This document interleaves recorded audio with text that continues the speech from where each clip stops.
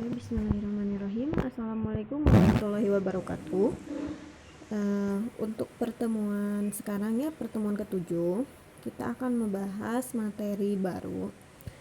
Materi baru yang sebelumnya belum sempat Ibu jelaskan. Jadi untuk materi ini Ibu jelaskan lewat video. Materi yang akan Ibu jelaskan ini materi pertemuan 5 ya, tapi Ibu sampaikan di pertemuan ke-7 karena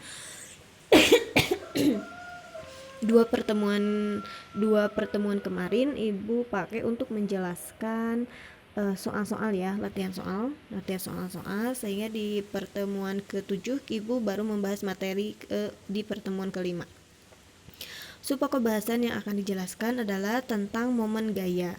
Nah, subpokok bahasannya, jadi pokok bahasannya momen gaya, subpokok bahasannya menghitung momen gaya. Nah, apa itu momen? Nah, momen gaya yaitu kecenderungan sebuah benda untuk dapat berputar ketika diberikan sebuah gaya. Nah, biasanya kalau kita mendorong meja itu akan bergerak lurus kan? Nah, gerak suatu benda itu ada dua jenis. Dia akan bergerak lurus atau dia akan bergerak berputar, bergantung gaya yang diberikan. Kalau gayanya bukan momen gaya translasi, nah sehingga nanti geraknya itu akan gerak translasi.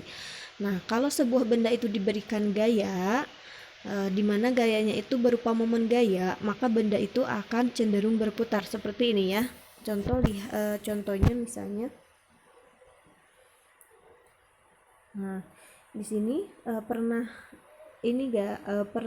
melewati pintunya revolving door. Jadi pintunya pintu berputar ya. Nah, di mana pintu berputar ini berarti engselnya itu di sini, ada di tengah-tengahnya. Sehingga kalau diberikan kita mendorong salah satu pintu tersebut di ujung sini, di titik P ini, maka pintu revolving door ini akan lebih mudah berputar. Sedangkan ketika kita mendorong di bagian tengah, nah ini sulit untuk berputar.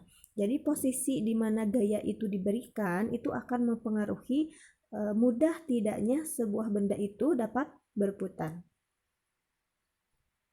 Oke, momen gaya tadi ya sudah Ibu jelaskan, di mana momen gaya adalah kecenderungan gaya tidak hanya untuk menggerakkan benda, tetapi juga untuk merotasikan atau memutarkan benda. Kecenderungan untuk berputar dari sebuah gaya itu disebut momen. Gaya, bagaimana perumusannya? Kita lihat di sini ya. Jadi, perumusan untuk menghitung momen gaya itu adalah gaya dikalikan dengan jarak tegak lurus dari titik terhadap garis kerja gaya disebut momen terhadap suatu titik. Jadi, coba lihat ya. Di sini ada rigid body, artinya benda tegar. Benda tegar itu benda yang tidak berubah susunan molekulnya atau tidak terdeformasi ketika diberikan gaya. Beda dengan benda elastis ya, seperti tanah liat. Kalau benda elastis seperti tanah liat kita berikan gaya, maka bendanya itu akan mudah terdeformasi bentuk dan ukurannya ya. Nah, sehingga di sini kita momen gaya ini kita aplikasikan untuk rigid body untuk menyederhanakan persoalannya. Jadi deformasi bendanya kita abaikan. Nah, sebuah benda tegar itu di sini terdapat titik tumpu atau engsel atau pivot ya, kita sebut pivot. Pivot itu engselnya kalau di pintu maya. Jadi titik tumpunya. Nah, di sini kita berikan gaya P ya, seperti pada gambar sebelumnya. Jadi kita tekan pintu di titik P ini. Nah, jadi gaya kita berikan pada suatu titik, misalnya di sini titik A. Nah, jadi di sini garis A ini yang dari titik A ke sini itu disebut garis kerja gaya. Nah, garis kerja gaya ini diakibatkan oleh gaya yang kita berikan sebesar gaya P.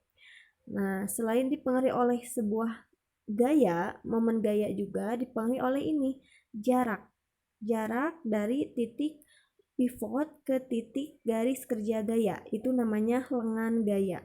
Jadi besarnya momen gaya itu dipengaruhi oleh gaya dan lengan gaya, di mana gaya dan lengan gaya untuk memaksimalkan besarnya momen gaya itu sudutnya harus 90 derajat. Ya, Jadi moment of force atau momen gaya itu gaya di-crosskan dengan perpendicular distance, artinya jarak tegak lurus dari gaya ke garis lengan gaya ini, ya, sehingga gayanya sebesar P di-crosskan dengan OA. OA ya, OA itu lengan gayanya. Nah, sehingga P cross L. Nah, bagaimana kalau sudutnya itu tidak 90 derajat? Maka kalau sudutnya tidak 90 derajat, maka crossnya di sini ya menjadi PL sin theta. Maka tetanya itu disubstitusikan sudut selain 90. Kalau 90 derajat kita masukkan ke sin theta, maka jadi gini. Nah, jadi kalau misalnya tidak 90 derajat itu ya Ibu tulis menjadi P L sin theta. Sin theta ya. PL sin theta. Nah, sehingga theta ini ya itu diubah-ubah. Jadi kalau 90 kita substitusi ke sini menjadi sin 90 itu 1. Ya, jadi nilai momen gaya untuk sudut 90 itu menjadi P kali L karena sin tetanya sama dengan 1. Nah, kenapa muncul sin teta? Itu muncul dari perkalian vektor cross ya, P cross OA atau gaya dikrosskan dikalikan dengan lengan gaya OA. Jadi di perkalian vektor itu kita mengenal dua jenis ya. Jadi ada perkalian vektor dot dan ada perkalian vektor cross. Kalau vektor dikalikan dengan vektor itu menghasilkan vektor juga, itu berarti yang operator yang kita gunakan adalah cross. Nah, cross ini kalau kita konversi atau kita ubah ke satuan skalar itu menjadi sin theta. Jadi muncul sin theta itu dari matematis karena adanya perkalian cross di perkalian vektor. Seperti itu ya. Jadi ingat, untuk menghitung moment of force atau momen gaya itu cukup kita mengetahui besar gayanya dan besar lengan gayanya. Besar gayanya itu P dan besar lengan gayanya itu L ya. L ini adalah sudut antara P dan L. Theta ini adalah sudut antara P dan L. Oke. Nah, momen gaya itu memiliki arah. Jadi ketika kita memutar gayanya itu ke kiri dan ke kanan, maka itu akan berpengaruh terhadap sigma atau penjumlahan semua atau resultan semua momen gayanya. Jadi kalau misalnya gini, kalau misalnya kita punya tiga gaya, yang dua kita putarkan sama arahnya, yang satu kita putarkan berlawanan arah, maka total dari momen gaya itu akan berbeda ketika semua momen gayanya itu satu arah. Jadi di sini arah dari momen gaya itu sangat penting karena akan mempengaruhi nilai total dari seluruh momen gayanya. Nah, oke. Kita akan mengenal di sini pivot ya. Kemudian ada clockwise moment dan anti clockwise moment. Nah, sebetulnya arah ketika momen gayanya itu searah dengan atau torsinya itu searah dengan jarum jam atau berlawanan dengan arah jarum jam itu bagaimana kita menyepakatinya ya. Ada buku referensi yang menyebutkan bahwa untuk arah torsi atau momen gaya ketika searah dengan jarum jam itu negatif, seperti di sini ya, di buku salah satu buku ada yang menyebutkan seperti itu. Tetapi itu tidak berpengaruh jika kita konsisten. Jadi bagaimana kesepakatan kita dari awal. Kalau mau searah dengan jarum jam itu kita ambil positif, maka semuanya harus konsisten di dalam mengerjakan satu soal itu, harus konsisten semua gaya yang searah dengan jarum jam itu positif. Kalau mau negatif juga boleh, tapi harus konsisten, itu ya intinya. Nah, kita ambil ini ya, jadi ini clockwise moment, ini searah dengan jarum jam, ini berlawanan dengan arah jarum jam. Nah, ya, momen gaya ya, prinsip momen. Saat sebuah benda dikenai beberapa gaya akan menjadi kesetimbangan rotasi jika jumlah momen gaya searah jarum jam di beberapa titik sama dengan jumlah momen gaya berlawanan arah jarum jam pada beberapa titik. Jadi menurut prinsip momen itu akan menjadi sebuah benda itu dinamakan setimbang jika arah momen yang berlawanan yang searah dengan yang berlawanan itu sama. Seperti ini ya, di sini ada P1, kemudian ada P2, ada P3 dan ada P4. Jadi benda ini ya, benda yang segi 4 ini dia didorong dengan 4 gaya ya. Tetapi lihat arah dorongannya itu, arah gayanya itu berbeda. P2 dia mengarah, berarti P2 itu berlawanan dengan arah jarum jam. Tetapi P1 di sini ke sini arahnya dia searah dengan jarum jam. P3 dia sama dengan P1 searah dengan arah jarum jam, dan P4 dia sama dengan P2. Jadi P2 sama dengan P4 dia berlawanan arah jarum jam. Nah, yang harus konsisten ketika kita mengambil sebuah acuan di mana yang searah dengan jarum jam itu misalnya itu harus dikelompokkan di kelompok yang sama ya. Seperti ini misalnya di sini kita ambil P1 itu negatif ya. P1 itu berarti yang searah jarum jam, semua gaya yang searah jarum jam itu negatif. Berarti P1 negatif, kemudian mana lagi yang negatif yang searah jarum jam, berarti P3 yang ini ya, P3 negatif, sedangkan P2 dan P4 yang berlawanan arah jarum jam itu positif. P2 dan P4 itu positif. Jadi torsi itu lengan dikali gaya dikali lengannya. Nah, coba lihat arahnya. Semua gaya, sudut antara gaya dengan lengannya itu semuanya 90. Coba lihat di sini misalnya P1 dengan lengan L1. Ini P1, ini lengannya L1, sudutnya 90 derajat. Sin 90 derajat itu sama dengan 1, sehingga besarnya torsi atau momen gaya itu tinggal P saja, gaya dikalikan dengan lengannya saja. Jadi P1 L1 ditambah P2, ini ya, P2 dikali L2 dikurangi P3 ya, P3 kali lengannya yang mana? Yang ini L3. Kemudian plus P4 ditambah L4 itu sama dengan 0. Nah, sehingga kita ini kan dalam keadaan setimbang ya, sama dengan 0. Sehingga kita kelompokkan di ruas kiri itu yang positif semuanya. Di ruas, maaf ya, ini P1 L1, ini dipindah ruas ya, dipindah ruas. P2 dan P4 itu pindah ruas ke kanan menjadi minus P2 L2 minus P4 L4, karena ini juga minus P1 L1 dan minus P3 L3. Jadi ketika dibagi dengan minus jadi semuanya menjadi positif, atau lebih gampang seperti ini, P2 dan L2 P2 kali L2 dan P4 kali L4 itu tetap di ruas kiri ya.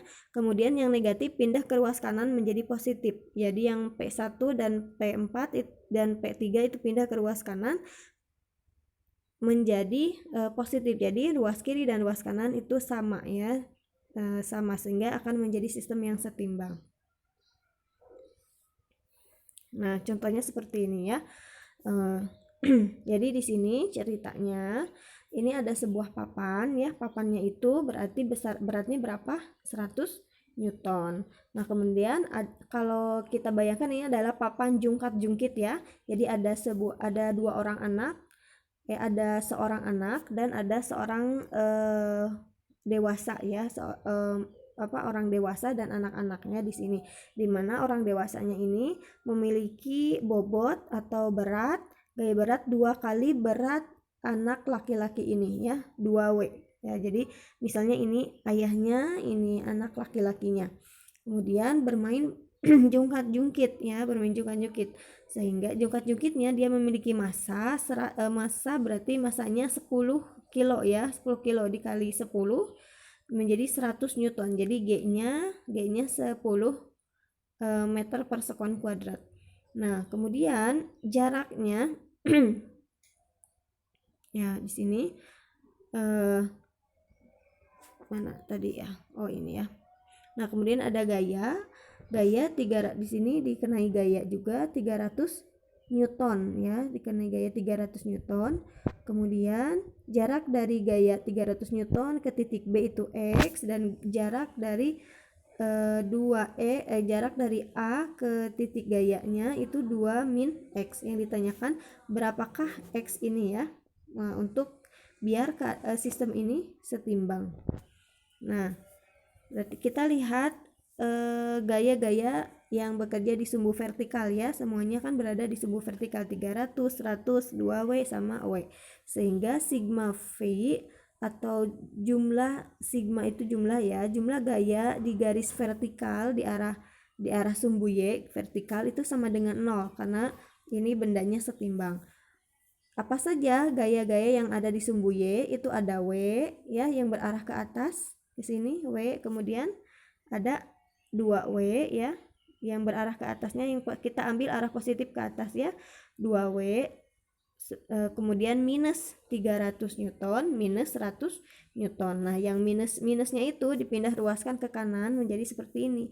W plus 2W sama dengan 300 plus 100 sama dengan 300 tambah 100, 400. Ini W plus 2W menjadi 3W, maka W sama dengan 400 per 3, yaitu 133,3 Newton. Itu W-nya ya.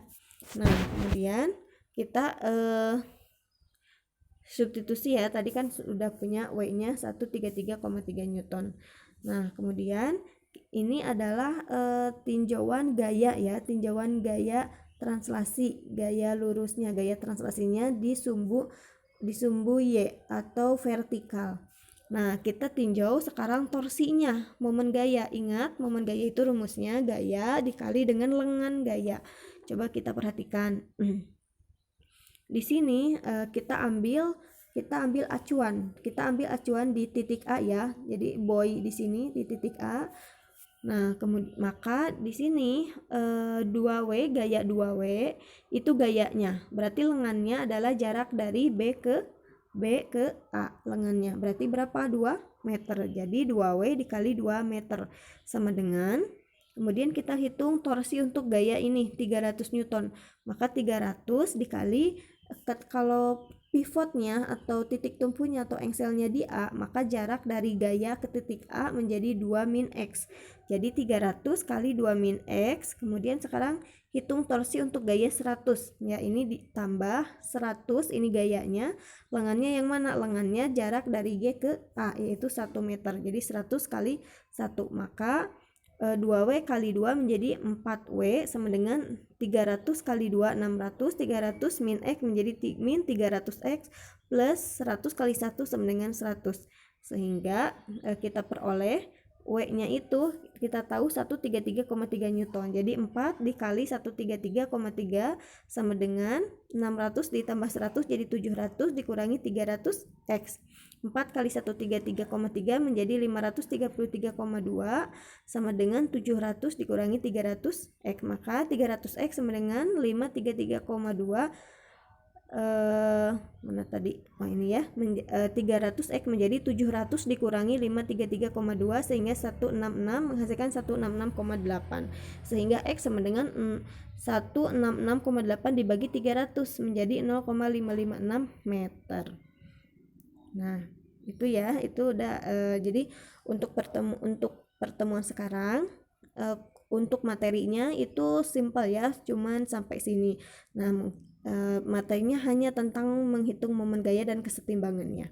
Jadi Ibu simpulkan untuk kesetimbangan yang sebelumnya sudah Ibu bahas bahwa sebuah benda itu dikatakan setimbang jika resultan semua gaya di sumbu horizontal atau sigma H-nya sama dengan 0 dan resultan gaya-gaya di sumbu vertikalnya atau sigma V-nya sama dengan 0. Nah, selain itu ada satu hal lagi.